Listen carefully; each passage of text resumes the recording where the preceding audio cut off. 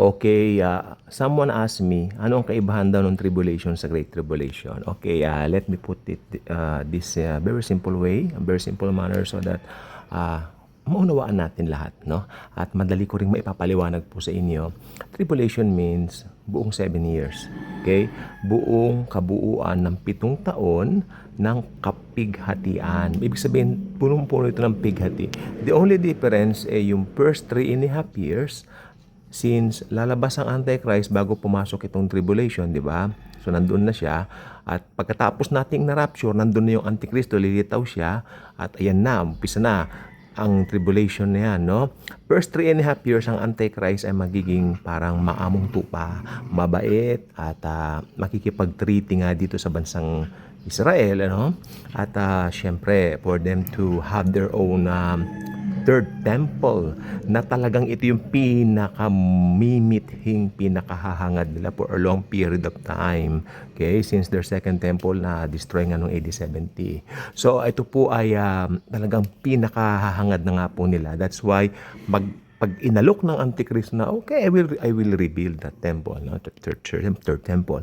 Ang mangyayari po niyan, talagang yes, masayang-masaya ang Israel so that talagang bilib na bilib sila rito. So sa madaling sabi, ang Antikristo po ito magpapakita ng magandang imahe, no, sa loob ng 3.5 years na yaan. Pero ito na, Great Tribulation, ito na po siya. So naitayo na yung templo at nag-aalay-alay na po yung mga Hudyo. Tandaan po ninyo, purpose po ng templo ay nag-aalay-alay ang mga Hudyo, di ba? Doon sila nag-aalay doon sa Holy of Holies, wherein nandun yung pinaka-high priest. Siya lang ang qualified pumasok sa loob to bring the offerings, di ba?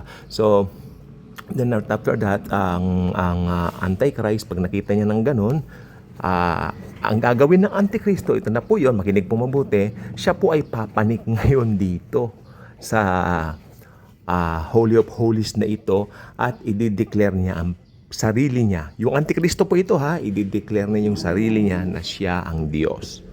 Pag ginawa niya na yon, ito na po yung kalapastanganan na sinasabi ng Biblia. Sabi ng iba, kalapastanganan walang pangalawa. Ito na po siya. Pag nangyari na po yon, pasok na po yung Great Tribulation. Anong meron diyan? Malalakas na lindol, tsunami, okay, nuclear war. Lahat ng dilubyo, give it there. Nandun na po.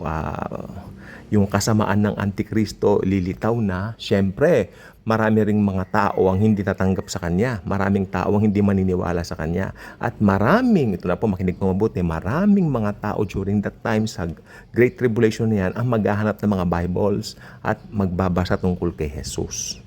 Pero sad to say, hindi na po katulad ngayong church age, ang kaligtasan during that time ay, yes, faith in Jesus plus yung pagbububo ng dugo, hindi na po dugo ni Kristo ang ibububo dyan, sapagkat during that time, although may biyaya po dito, alam niyo ang pinakabiyaya dyan, ay pwede ka pa rin maligtas. Yun lang po ang gusto ko po sabihin. Pwede ka maligtas, pero ibububo mo yung sarili mong dugo. You will have to shed your own blood in order for you to be saved. Faith in Jesus plus, you shed your own blood there sa Great Tribulation. At maraming lindol, name it, they have it. Okay? So, ayan po ang mangyayari po sa Great Tribulation.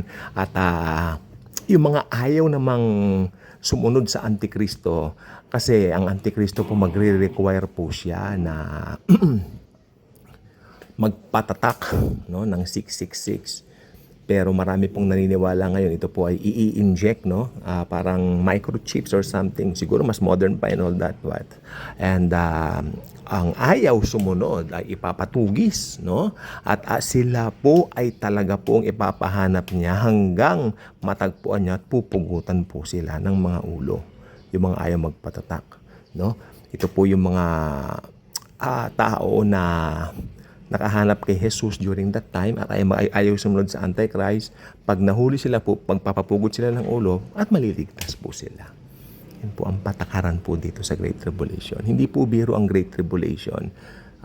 Actually, tribulation din, hindi biro. Kasi the fact na naiwan ka ng rapture, dilubyo ka na no? At you really need to, hindi mo alam kung anong mangyayari sa'yo pag naiwan ka. That's why ang pinakamagandang way for you to be saved is now. Church age, receive Jesus, believe in His finished work, Dahil pag nahuli na po ang lahat, talagang wala na. Nuclear war, malalakas na lindol, di ba? Yung mga lindol na naglalakasan na, sabi nila, the big one, ganun to ganyan. No, mas malakas po yung lindol. Pinakamalakas pong lindol, mararanasan po sa Great Tribulation. Nasa ano po yan, nasa Book of Revelation po yan. Ayan pong sabi. So, ilan po gusto ko po sabihin sa inyo. So, if you are a believer, rest assured, mararapture tayo bago tumating ang 7 taon ng kapighatian. God bless po.